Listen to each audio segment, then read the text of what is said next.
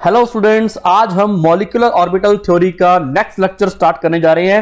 Next lecture में आज हमने क्या पढ़ने वाले हैं, आपको हमने क्या पढ़ाया था कि बेसिक प्रिंसिपल हम कर चुके हैं। Basic principle of MOT theory हम कर चुके हैं, है ना।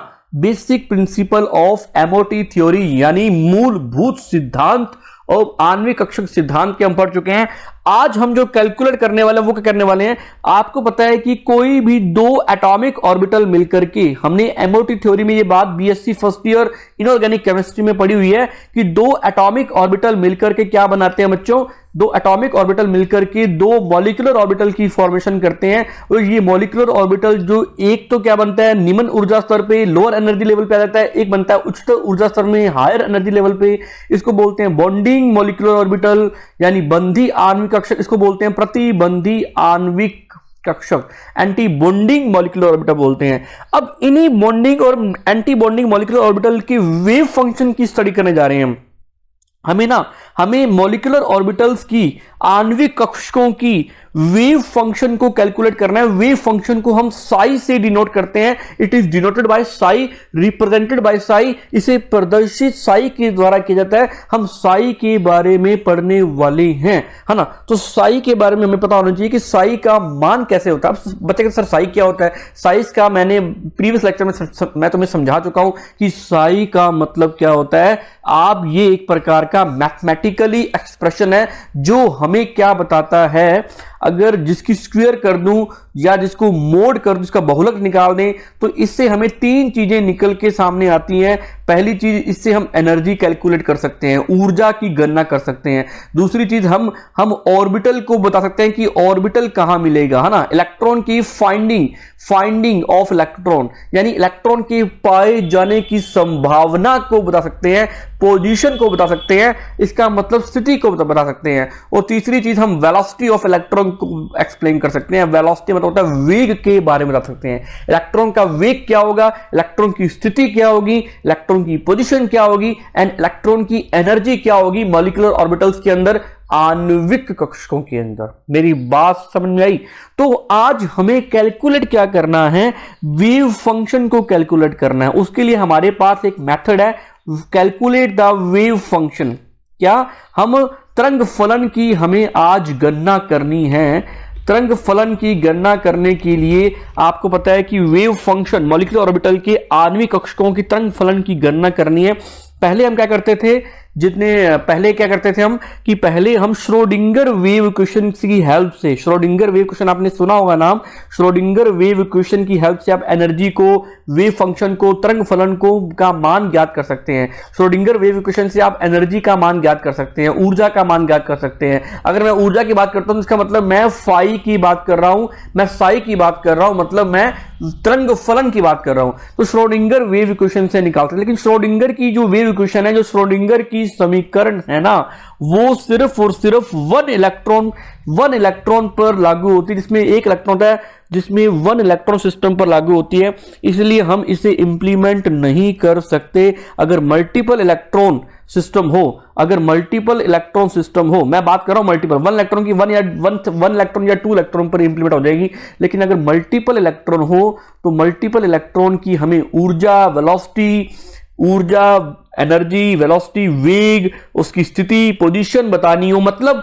मुझे तरंग फलन बताना, मुझे वेव फंक्शन की वैल्यू निकालनी हो मल्टीपल इलेक्ट्रॉन के लिए, अधिकतम इलेक्ट्रॉन के लिए, तो ये श्रोडिंगर वेव इक्वेशन फेल हो जाती है, यहां इंप्लीमेंट नहीं होती। क्योंकि मल्टीपल इलेक्ट्रॉन सिस्टम में कॉम्प्लेक्सिबिलिटी आ जाती है, जटिलता आ जाती है। हम वहां पर तरंग फलन को बात नहीं कर सकते, वेव फंक्शन की बात नहीं कर सकते। मैं बच्चों, जब भी मैं वेव फंक्शन बोलूंगा तो आपने ये बात समझनी है कि मैं इलेक्ट्रॉन की पोजीशन की बात कर रहा हूं, मैं इलेक्ट्रॉन की एनर्जी की बात कर रहा हूं, मैं उसकी वेलोसिटी और वेग की बात कर रहा हूं। इसका मतलब यह है, ये तीनों बातें इसके अंदर छुपी हुई हैं। अगर आप साई की स्क्वायर कर दोगे तो ये आपको ऑर्बिटल के बारे में बता देगा, अगर आप इसका मोड कर दोगे तो ये अलग चीजें बताएगा। सारा खेल साई का है। साई एक मैथमेटिकल, एक गणितीय एक्सप्रेशन है ना।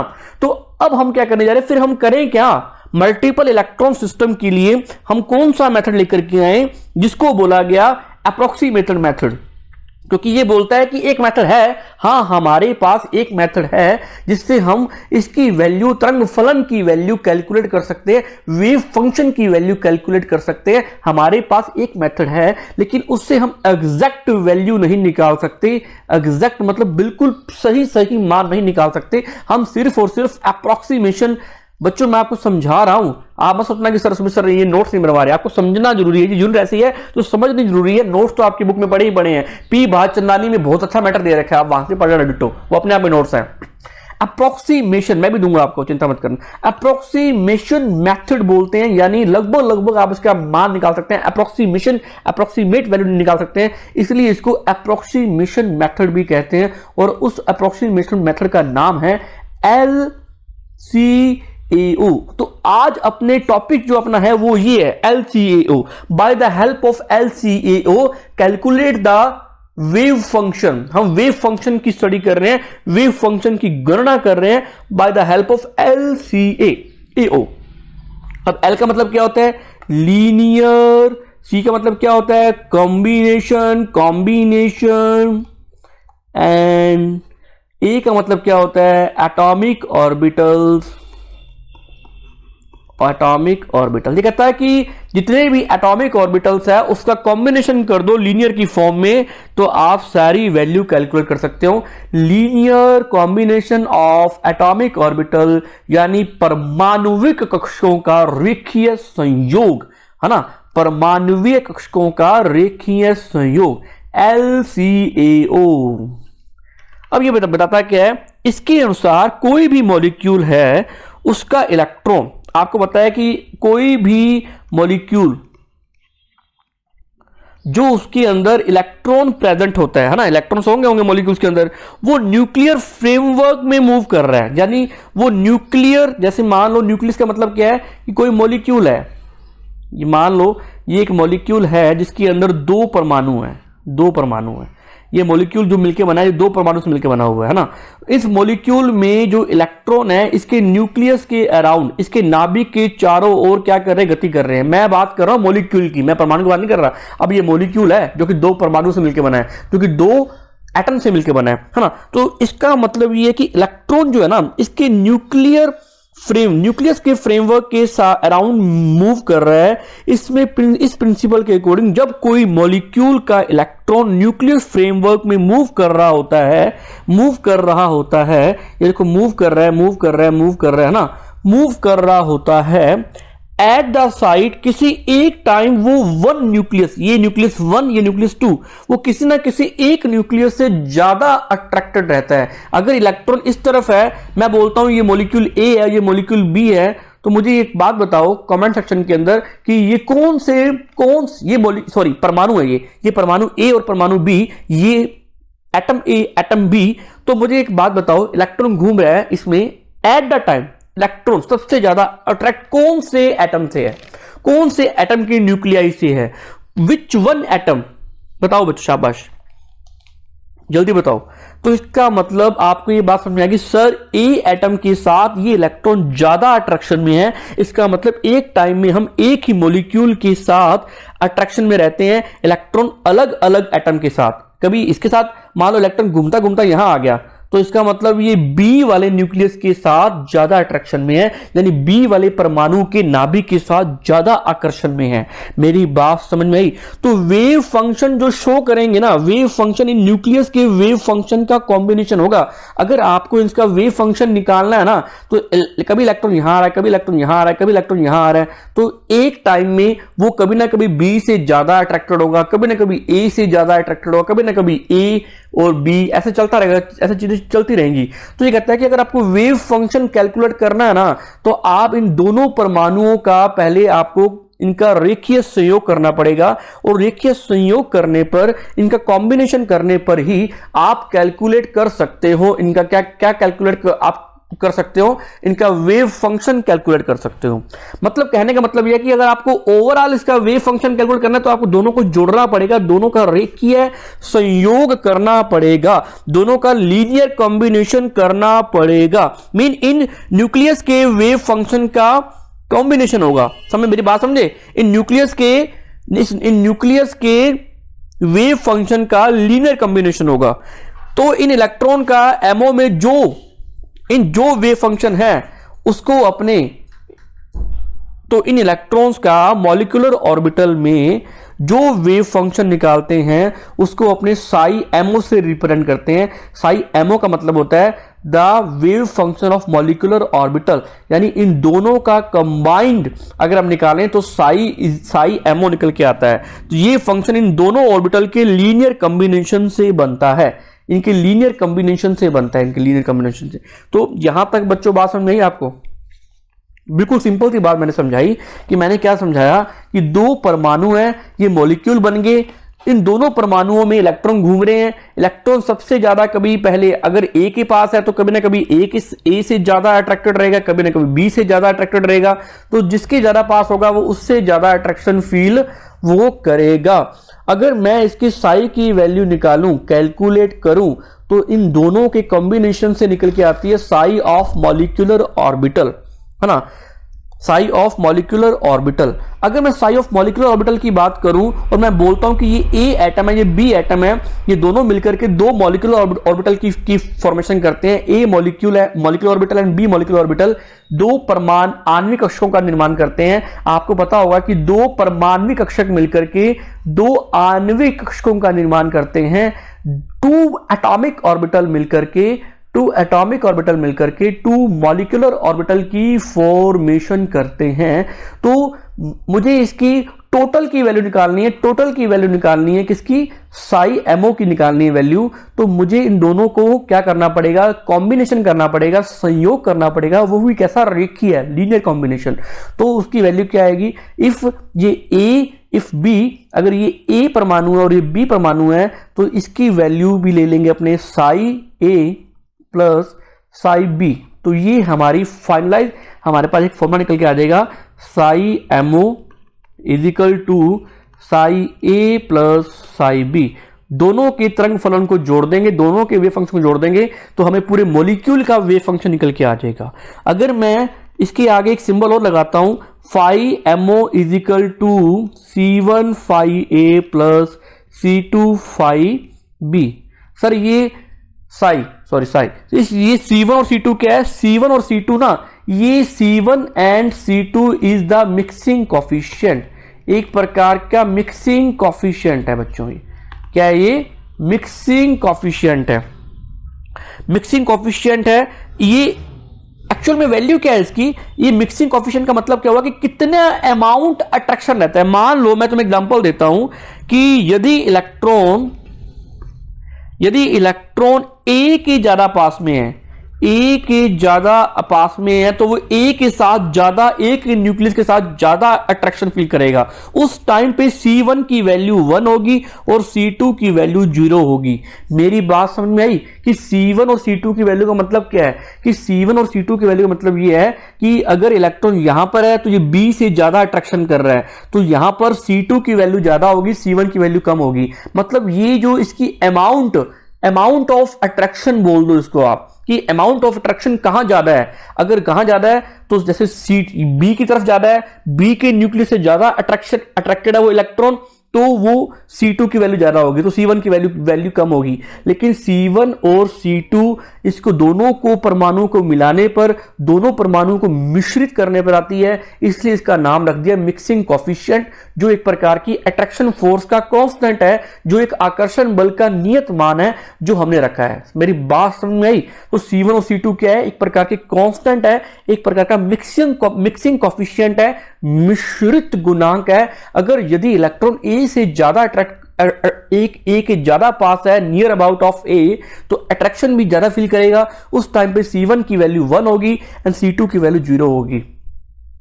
मैं बोलता हूं यदि we know that electron move कर रहे हैं, इलेक्ट्रॉन घूमता क्या वो बी के पास आ गया। उस टाइम में अगर बी के पास इलेक्ट्रॉन आ गया तो बी से ज्यादा पास में हो गया, तो बी के ज्यादा पास होने के कारण उस टाइम C1 की वैल्यू क्या हो जाएगी? 0 हो जाएगी, और C2 की वैल्यू क्या हो जाएगी? 1 हो जाएगी। इलेक्ट्रॉन घूमता बी के पास आ गया, तो बी के पास आ गया तो इसका मतलब बी के साथ ये ज्यादा अट्रैक्शन फील कर रहा है। मेरी बात समझे? ठीक है, ये C1 और C2 की वैल्यू है। तो अब आगे हम क्या बात करते हैं, ये तो हमने क्या बात की थी 2 एटॉमिक ऑर्बिटल्स के लिए, 2 परमाणु कक्षकों से 2 आणविक कक्षक बनते हैं, 2 एटॉमिक ऑर्बिटल से 2 मॉलिक्यूलर ऑर्बिटल बनते हैं, ये हमने यहां तक बात की। आगे हम बात करते हैं कि अगर मल्टीपल ऑर्बिटल्स रेखीय संयोग करें, अगर अधिकतम कक्षक रेखीय संयोग करें, मल्टीपल ऑर्बिटल लीनियर कॉम्बिनेशन करें, तो उस टाइम में अगर हमें साई की वैल्यू निकालनी हो तो हम कैसे निकालेंगे? तो उस टाइम हमें साई की वैल्यू निकालनी हो टोटल मॉलिक्यूलर ऑर्बिटल्स की, तो कैसे निकालेंगे? तो हम क्या कर देंगे, सारे मॉलिक्यूलर ऑर्बिटल्स का समेशन कर देंगे, सारे मॉलिक्यूलर ऑर्बिटल को जोड़ देंगे और इसके कोफिशिएंट को आई लिखेंगे और इसके साई के मान को i लिखेंगे। और i का मतलब क्या है, यहां पर i की वैल्यू 1 से लेकर के n तक हो सकती है। 1 मतलब मिनिमम तो 1 ऑर्बिटल होगा और n का मतलब नंबर ऑफ ऑर्बिटल्स पार्टिसिपेट कर सकते हैं। तो n इज इक्वल टू, तो i की वैल्यू क्या हो सकती है, 1 से लेकर के n तक हो सकती है, 1 से लेकर के n तक हो सकती है। हम सारे ऑर्बिटल्स को जोड़ देंगे तो उसका जो मिक्सिंग कोफिशिएंट की वैल्यू Ci आ जाएगी। Ci मतलब बहुत सारे मॉलिक्यूल्स का मिक्सिंग कोफिशिएंट, बहुत सारे परमाणुओं का है ना, परमाणविक कक्षकों का क्या मिक्सिंग कोफिशिएंट, मिश्रित गुणांक, और ये बहुत सारे परमाणुओं का तरंग फलन। इन सारों को समेशन करने पर, जोड़ने पर हम टोटल मॉलिक्यूलर ऑर्बिटल्स का वेव फंक्शन कैलकुलेट कर सकते हैं। जैसे जैसे मैं करवा रहा हूं वैसे वैसे तुम करते जाना और साथ साथ बुक की हेल्प लेते जाना। ओके, तो अगर मैं एक बात बोलता हूं, अब नेक्स्ट स्टेटमेंट ये आती है, इफ सेम एटम, अगर दोनों के दोनों परमाणु सेम हो, इन the case of same atoms, अगर समान परमाणु हो तो, यानी होमोन्यूक्लियर के केस में, homonuclear, in the case of homonuclear यानी समांगी अगर कोई अणु है, इन द केस ऑफ होमोन्यूक्लियर, तब C1 और C2 की वैल्यू, तब C1 और C2 की वैल्यू जो होगी ना, अगर मैं इनका स्क्वायर कर दूं, C1 का स्क्वायर एंड C2 का स्क्वायर इक्वल रहता है। अगर C1 और C2 का स्क्वायर कर दें तो ये दोनों के दोनों बराबर रहते हैं इन the case of homonuclear. Mixing coefficient जो मिश्रित गुणांक है, अगर मैं इनका स्क्वायर कर दूं in the case of homonuclear at molecules, या जिसमें अंदर समान परमाणु होते हैं, जैसे एग्जांपल हाइड्रोजन परमाणु, इस केस में अगर मैं C1 को स्क्वायर कर दूं तो C2 के स्क्वायर के इक्वल आता है। ये नेक्स्ट स्टेटमेंट आई है हमारी। अगर ऐसा होता है, अगर ये स्क्वायर हटा दूं ना मैं, अगर ये स्क्वायर हटा दें अपने, तो मैथमेटिकली क्या निकल के आता है हमारे पास, ये स्क्वायर हटाने के बाद C1 is equal to C2 का प्लस माइनस C2, है ना, प्लस माइनस ऑफ C2 के इक्वल आ जाता है। तो तुम्हें एक बात समझ में आई कि ये प्लस माइनस के C2 के इक्वल आ जाता है अगर उसका mixing coefficient C1 is equal to C2 की वैल्यू जो कि प्लस माइनस में होगी, तो MO जो है हमारे मॉलिक्यूलर ऑर्बिटल के वेव फंक्शन भी 2 टाइप से मिलेगा अपने को। बच्चों यहां तो बात समझ में आई कि होमोन्यूक्लियस के केस में C1 की स्क्वायर करने पर, C2 की स्क्वायर करने पर ये बराबर आ जाते हैं। तो अगर मैं स्क्वायर का सिंबल हटा दूं, ये स्क्वायर हटा दूं, तो मैथमेटिकली क्या निकल के आता है, मैथमेटिकली गणितीय रूप से निकल के आता है कि C1 की value is equal to plus of C2 minus of C2 की इक्वल हो जाता है। अब ये प्लस माइनस आ गया, इसका मतलब यहां पर 2 तरीके से कॉम्बिनेशन हो रहा है, एक तो प्लस की फॉर्म में, एक माइनस की फॉर्म में। तो यहां पर मॉलिक्यूलर ऑर्बिटल का वेव फंक्शन भी हमें 2 तरीके से मिलेगा। वो कैसे मिलेगा, अगर C1 की, in the case of homonuclear, in the case of समान परमाणु, तो C1 is equal to plus minus C2 के इक्वल आता है, तो हमें वेव फंक्शन भी 2 तरीके से मिलेंगे। 2 तरीके से लीनियर कॉम्बिनेशन होगा, 2 तरीके से संयोग होगा। The sigh of A molecular orbital C1 Sai A plus C2 Sai B के इक्वल आएगा एक बारी तो, एंड सेकेंड टाइम में Sai MO C1 Sai A minus psi C2 Sai B, C2 Sai B के इक्वल आएगा, समझे। तो दोनों ऑर्बिटल अगर प्लस में है तो मीन ऑर्बिटल के वेव फंक्शन एक ही फेज में है। मैं बोलता हूं कि अगर ये दोनों के दोनों प्लस में है, दोनों के दोनों प्लस में है, इसका मतलब ये सेम फेज में है। अगर दोनों के दोनों माइनस में है तो भी तो भी ये सेम फेज में है ना। अगर मैं साई एमओ की बात करूं, phi A C1 and plus C2 psi B, अगर मैं इन दोनों के साइन की बात करूं तो दोनों के दोनों जो साइन है वो प्लस के अंदर है। तो जब एटॉमिक ऑर्बिटल के वेव फंक्शन सेम फेज में मिलते हैं, ये देखो सेम फेज में, ये प्लस है और ये प्लस है ना, C1 की वैल्यू भी प्लस है और C2 की वैल्यू भी प्लस है। अगर दोनों सेम फेज में मिलते हैं या माइनस माइनस होते दोनों, या दोनों प्लस प्लस हो या दोनों माइनस माइनस हो, तो इसको बोलते हैं अपने, इस कॉम्बिनेशन को क्या बोलते हैं, it is known as constructive combination. तो दो तरीके के कॉम्बिनेशन होते हैं, कंस्ट्रक्टिव कॉम्बिनेशन। तो पहला हमारा हेडिंग डाल लो, constructive combination. The example of constructive combination, इसको बोलते हैं रचनात्मक रेखीय संयोग। क्या बोलते हैं, रचनात्मक संयोग कहा जाता है।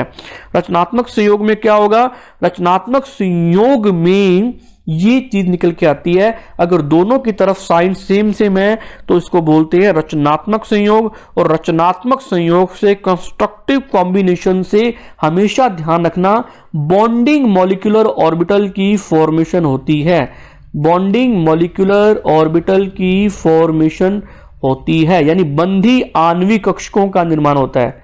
बंधी आणविक कक्षकों का निर्माण होता है। बंधी आणविक कक्षकों का निर्माण होता है। इसका मतलब आप इसको ऐसे भी लिख सकते हो, phi bonding molecular orbital C1 phi A plus C2 psi, इसको साई बोलेंगे, मैं फाई बोल जाता हूं गलती से बच्चों, इसको साई ही बोलना, साई बोलना, C2 साई बी। ये एक मॉलिक्यूलर ऑर्बिटल की फॉर्मेशन होती है ना। तो इसको बोलते हैं bonding molecular orbital. Bonding molecular orbital, जब एक का साइन प्लस हो, एक का साइन नेगेटिव हो, एक का साइन क्या हो, प्लस हो, एक का साइन क्या हो, प्लस में हो, ये प्लस में है ये वाला, और एक का साइन माइनस में हो, C2 5B, तो इसके जो कॉम्बिनेशन बोलते हैं, इस कॉम्बिनेशन को बोलते हैं अपने, ये तो आपका कौन सा है बच्चों, ये तो आपका कंस्ट्रक्टिव यानी रचनात्मक। दो प्रकार के होते हैं, कंस्ट्रक्टिव रचनात्मक, और ये वाला जो आपका होगा डिस्ट्रक्टिव, DESTRUCTIVE। डिस्ट्रक्टिव को बोलते हैं विनाशकारी संयोग। विनाशकारी संयोग बोलते हैं इसको, विनाशकारी संयोग, डिस्ट्रक्टिव कॉम्बिनेशन। और डिस्ट्रक्टिव कॉम्बिनेशन से जो मॉलिक्यूलर ऑर्बिटल बनते हैं वो एंटी बॉन्डिंग मॉलिक्यूलर ऑर्बिटल बनते हैं, और एंटी बॉन्डिंग मॉलिक्यूलर ऑर्बिटल बोलते हैं इसको। तो एंटी बॉन्डिंग मॉलिक्यूलर ऑर्बिटल की फॉर्मेशन होती है ना। यानी प्रतिबंधी आणविक कक्षकों का निर्माण होता है विनाशकारी संयोग से। बच्चों इसकी हिंदी चेक कर रहा, डिस्ट्रक्टिव को हिंदी में क्या बोलते हैं, प्रतिबंधी आणविक कक्षकों का निर्माण होता है। हम क्या कैलकुलेट कर रहे हैं, हम तरंग फलन को मान निकाल रहे हैं। कक्षकों का निर्माण होता है जो कि ये है ना। तो प्रतिबंधी को हमेशा अपने स्टार से रिप्रेजेंट करेंगे और उसको बॉन्डिंग को बी से करेंगे। तो एंटी बॉन्डिंग मॉलिक्यूलर ऑर्बिटल की फॉर्मेशन होती है जिसको स्टार से रिप्रेजेंट करते हैं। तो मॉलिक्यूलर ऑर्बिटल का वेव फंक्शन एटॉमिक ऑर्बिटल के वेव फंक्शन का लीनियर कॉम्बिनेशन होता है। बच्चों बात समझ में आई कि मॉलिक्यूलर ऑर्बिटल का जो वेव फंक्शन निकालते हो आप, जो मॉलिक्यूलर ऑर्बिटल का जो वेव फंक्शन निकालते हो वो एटॉमिक ऑर्बिटल्स के वेव फंक्शन का लीनियर कॉम्बिनेशन ही होता है। हम लीनियर कॉम्बिनेशन से ही निकाल सकते हैं, मतलब इसको दोनों को जोड़ दो तो उसकी वैल्यू निकल के आ जाती है। किसकी value, the wave function of molecular orbitals की।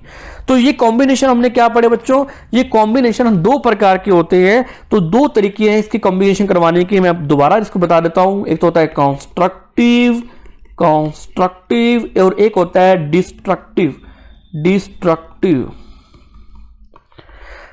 इसमें एटॉमिक ऑर्बिटल्स की सेम फेज में होंगे। इसमें एटॉमिक ऑर्बिटल लिख लो, इसमें एटॉमिक ऑर्बिटल परमाणु कक्षक समान अवस्था में होंगे। यानी सेम फेज के अंदर होंगे, सेम फेज के अंदर होंगे। इसमें एटॉमिक ऑर्बिटल जो है वो सेम फेज या समान अवस्था में, परमाणु कक्षक समान अवस्था में नहीं होंगे। डजंट सेम फेज, सेम इसमें doesn't same phase, doesn't same phase मतलब सेम अवस्था में नहीं होंगे, डजंट सेम फेज, है ना, डजंट सेम फेज। और इसमें जो मॉलिक्यूल बनते हैं और कंस्ट्रक्टिव में जो मॉलिक्यूल बनते हैं वो कौन से बनते हैं? सेकंड पॉइंट क्या बनेगा? इसके जो मॉलिक्यूल बनते हैं वो बनते हैं बॉन्डिंग मॉलिक्यूलर ऑर्बिटल, यानी बंधी आणविक कक्षकों का निर्माण होता है रचनात्मक संयोग से। और इससे कौन सा होता है?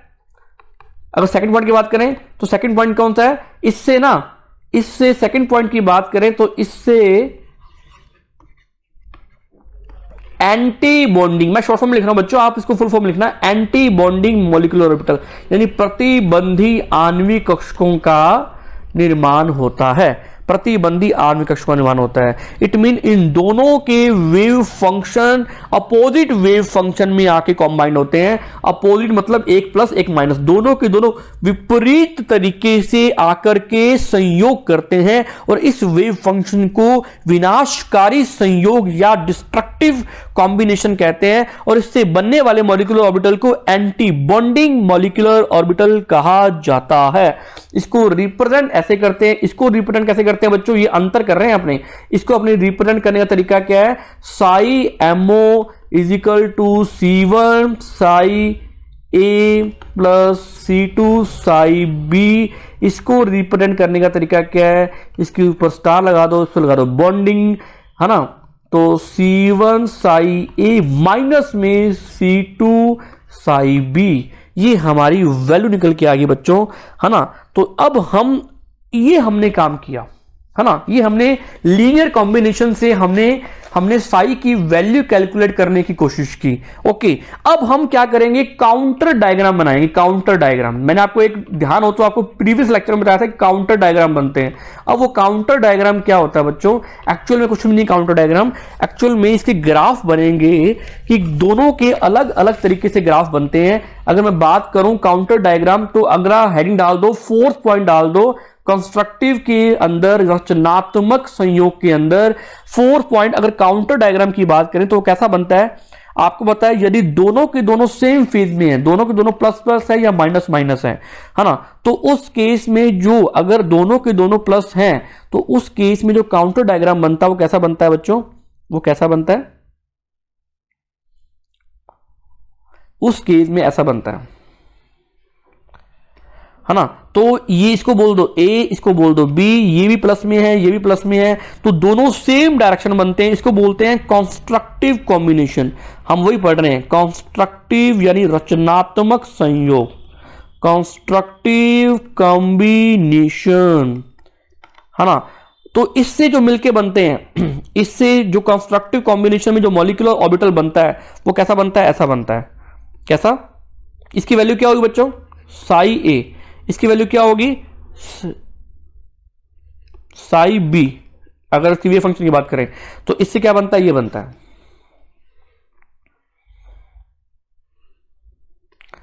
तो ये बनता है psi MO is equal to psi A plus psi B. It is a constructive combination, the contour diagram of constructive combination यानी रचनात्मक संयोग का ये काउंटर डायग्राम है, यानी प्रति डायग्राम है। आगे चलते हैं, अगर हम बनाएं डिस्ट्रक्टिव का डायग्राम बनाएं तो दोनों के दोनों डिस्ट्रक्टिव के केस में कैसा बनता है? यानी विनाशकारी संयोग के केस में, विनाशकारी के केस में, डिस्ट्रक्टिव कॉम्बिनेशन के केस में कैसा बनता है?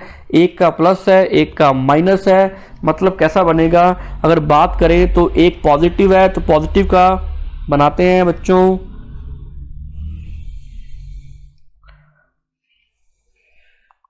तो एक पॉजिटिव है एक माइनस है, इसको ए बोल दो, इसको बी बोल दो। इसके कारण जो होगा वो होगा साई ए, इसके कारण जो होगा वो होगा साई बी, लेकिन ये माइनस में होगा, ये पॉजिटिव में होगा।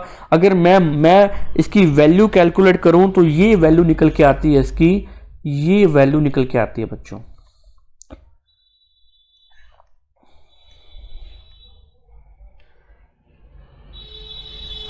बच्चों बात समझ में आई? ये काउंटेड है, इसमें एक नोड मिलता है अपने को, तल मिलता है नोड, है ना।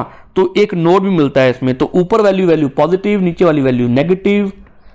तो इसकी जो साई की निकल के आई वो क्या निकल के आई, psi MO is equal to psi A minus psi B. It is a constructive combination. इस तरीके से हम वेव फंक्शन या तरंग फलन की गणना कर सकते हैं, है ना। अब आगे हम एनर्जी को कैलकुलेट करेंगे, ऊर्जा का मान निकालेंगे इस रेखीय संयोग से। अब हमने तरंग फलन का मान निकाल लिया, साई की वैल्यू निकाल ली। ये है बच्चों linear combination of atomic orbital theory, है ना। ये linear combination of atomic orbital आपको जैसे से मैंने समझाया वैसा वैसा ही एग्जाम में लिख के आना है। इसकी कोई थ्योरी पर्टिकुलर नहीं बनती, ऐसे ही ड्राइव करके आना है आपने। बच्चों बात समझ में आई? तो इस तरीके से ये तरीका है साई को कैलकुलेट करने का।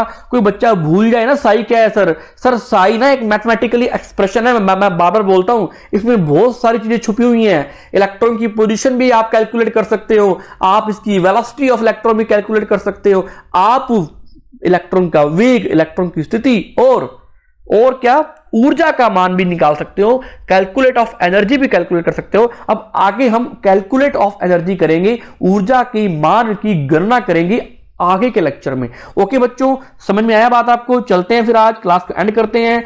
नोट्स आपको प्रॉपरली ग्रुप में मिल ही रहे हैं। बाय बच्चों, थैंक यू। ओके।